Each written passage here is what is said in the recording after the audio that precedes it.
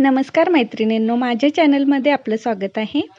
तर आज आपण पुन्हा एक नवीन लटकन डिझाईन बघणार आहोत आणि त्याच्यासाठी मी हे 5 इंच लांब आणि 5 इंच रुंद असं 5 बाय 5चा कापड घेतलेला आहे. खूप सुंदर आणि सोप्या पद्धतीने हे लटकन करायचं आहे. तर त्याच्यामध्ये असा त्रिकोणी फोल्ड करून घ्यायचा कापडाचा आणि त्याचा पुन्हा एक फोल्ड करायचा, म्हणजे डबल फोल्डमध्ये त्रिकोणी आकार करून घ्यायचा आहे.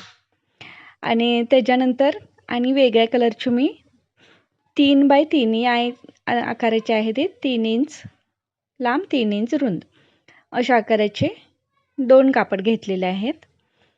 त्याचा देखील त्रिकोणी फोल्ड डबल फोल्डच करून घ्यायचा आहे आणि जी फोल्डिंगची बाजू असते ती आतल्या बाजूला करून ठेवायची आहे. आणि त्याच्यानंतर दुसरा कापड ही जो फोल्ड करणार आहे तो त्याच्या विरुद्ध बाजूला, म्हणजे आतल्या बाजूला दोन्ही फोल्डिंग आले पाहिजेत अशा पद्धतीने आपल्याला ठेवून घ्यायचे आहेत. हे पहा, सेम त्रिकोणी आकारमध्ये घडी घालून घ्यायची आहे आणि दोन्ही आतल्या साईडला फोल्ड होतील अशा पद्धतीने आपल्याला ठेवून घ्यायचं आहे. त्यानंतर आपल्याला शिलाई मारून घ्यायची आहे. ह्या अशा प्रकारे आतल्या साईडला करून ठेवून व्यवस्थित शिलाई मारून घ्यायची.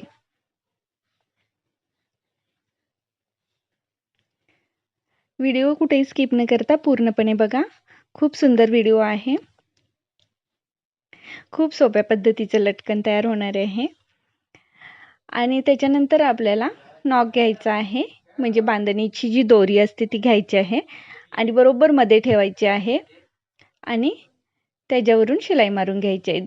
फोल्ड करायचं आहे, बरोबर मध्ये घालून फोल्ड करायचं आहे आणि तिथून आपल्याला किंचित क्रॉस घेऊन शिलाई मारून घ्यायची आहे. स्ट्रेट घेतलं तरी देखील चालेल.